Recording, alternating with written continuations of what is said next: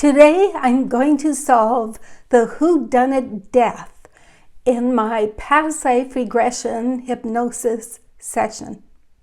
I'll also include some footage from the session and stick around to the end because normally you don't see my hypnotherapist. She's off camera, but at the end of this video, she's going to make a comment and I'll turn the camera towards her.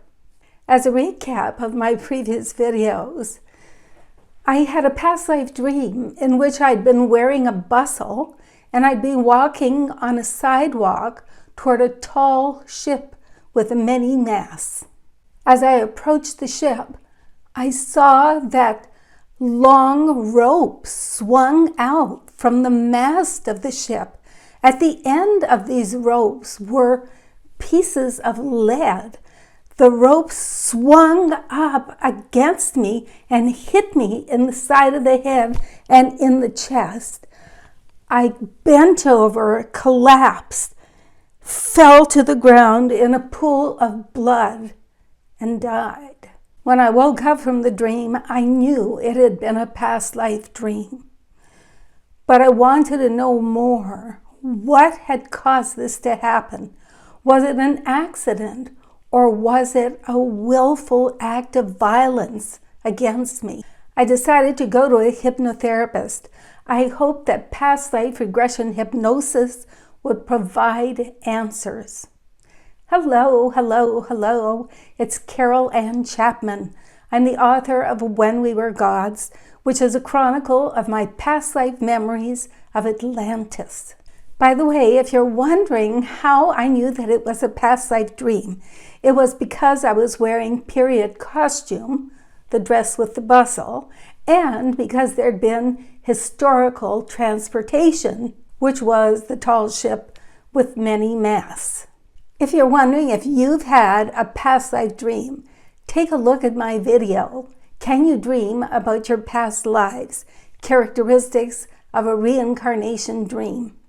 I'll post a link to it up here and also down in the description below. It actually took 2 hypnosis sessions to find out who done it, who had perpetrated this act of violence against me. It was not an accident and it was not pretty. In the first session, I discovered that I'd been going to that tall ship to meet my husband. He had originally told me to meet him at the customs shed. He did business on tall ships and trading and sailing all over the world. So I had gone to the customs shed and he wasn't there, but he'd left a message for me to meet him at the ship. After that first session, I did a fact check to see if the details in the dream hypnosis were all at the same period of time so that there was a good chance that what I was remembering would be accurate. It checked out. The bustle, the top hat, the cutaway coat, the tall ship, the Victorian house, and the granite slab sidewalk had all been current during the 1880s to 1900s. Please be aware that even though I knew about the bustle, top hats, Victorian houses, and tall ships, I didn't know that they occurred at the same time. And I knew nothing about cutaway coats or granite slab sidewalks. It's amazing what the subconscious mind can access. So let's go on to the second hypnosis session. In this one, the story unfurled. Lynn, the hypnotherapist, asked me, you can't see her, she's off camera, but you can hear her. And get in touch with what brings you to be walking here at the waterside. What are you doing? Well, there's some distress and stress. I'm peeved. Get in touch with that feeling. I want you to fully know it inside before you start talking about it. Feel that sense of being stressed and distressed, peeved. Feel it. And be aware of the stream of thought that accompanies that peeved feeling. What are you saying? He's done this to me before. He's done this to me before. What has he done to you before? Well, I can't depend on him. He says he's going to do something. I'm supposed to meet him there, but he's not there. So we've established that this wasn't an especially happy memory. To find out better how this story came about, Lynn suggested that I go to a time when my husband and I first met. It was at a ball, but I wasn't wearing a bustle, which makes sense since the bustle was only for a short time, and I must have met him before the bustle became the in fashion. Somebody points him out to me, and I like how he looks. My father, who runs a shipping and trading company, wants me to marry a young man that he can groom to eventually take over his company. It turns out I am his only child. My mother died when I was young. He doesn't have any sons, but he wants to have a sort of heir. And so he keeps showing me young men that he thinks would be good candidates to take over the company. But I don't like any of them. They just aren't handsome or charming enough for me. But then at this ball, he points out this young man, and he is pretty darn gorgeous. I'm immediately smitten. And so my dad gets his wish come true, that I am willing to marry this young man. But right from the beginning, our wedding night is really sad. It seems the guy doesn't like me at all. And my experience is painful. And I really don't want to have anything to do with him because he's broken my heart. And so we have this strange marriage where he spends a lot of his time at sea and comes home only occasionally. Even at home, we sleep in separate beds. We don't have really much of an intimate relationship at all. And after a while, I began to realize he only married me for the opportunity of someday being in charge of and owning my father's lucrative business.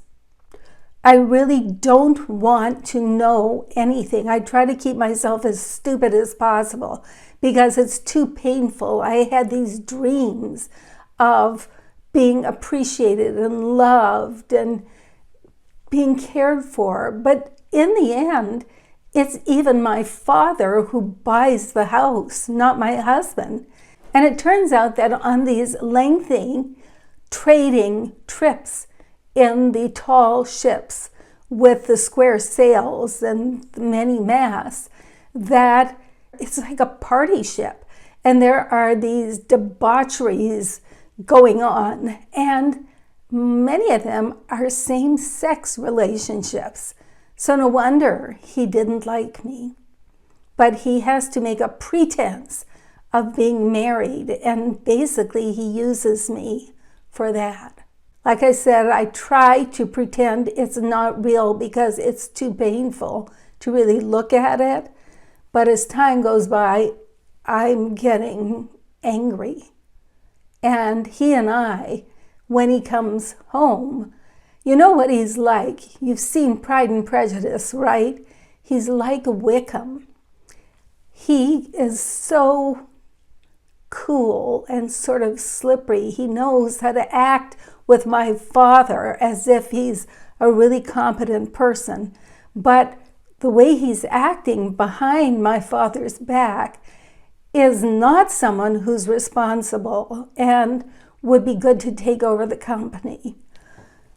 So we argue more and more and more when he comes home for these short times, and I begin to threaten him that I am going to expose him to my father because I can't bear carrying this secret of his. I am very unhappy because we don't have sex. I've never had children. I love my house. That's the main thing that keeps me happy. So increasingly we have these arguments, and it's shortly afterwards that he invites me to the custom shed. Then when he's not there, he tells me to go to the ship, and when I go to the ship, all those ropes come out and they're hitting me and I'm killed.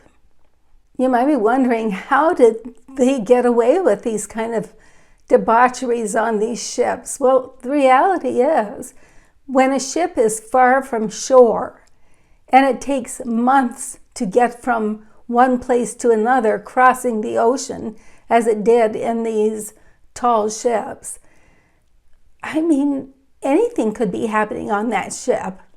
It depends on what the captain allows. And the captain in this case was the one who looked for sailors and people who were of the same persuasion as he was. Yeah. So after one of these big fights of ours, my husband, unbeknownst to me, contrives with some of the sailors on this one particular ship, the party ship, to make this accident. And that's how I'm killed. So it was my husband who wanted me killed and had me killed. And that way he could continue fooling my father and continue to get my father's blessings. So it turned out it was my husband who done it. And he did it to keep me from revealing to my father what he was like, so that he could continue to be groomed, and my dad wasn't getting any younger, and that when my father died, the company would go to him. He would inherit it. He could also continue to enjoy his way of life without having me bothering him about it or exposing him, which I believe was illegal at that time.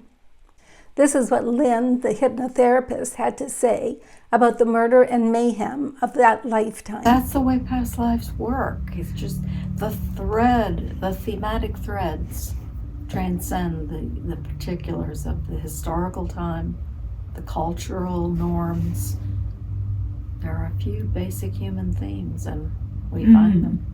And you come up against them over and over again. However, I don't want you to think that all my past life memories have tragic endings. In fact, I had one past life that was the sweetest of all of them, in which my husband was truly loving and caring of me. And that past life also had a very sweet death. When that video is ready, I will post it up here, somewhere over here, and in the description. In the meanwhile, I'll put a video up there about what's it like past life regression hypnosis. If you enjoyed this video, please give it a like. It does so much to get this information out to other people. And if you haven't been here before, please subscribe and click on that bell icon. That way, whenever I make a video, you will be notified. It's been great talking with you today. I look forward to seeing you in the next video. Toodaloo, bye-bye.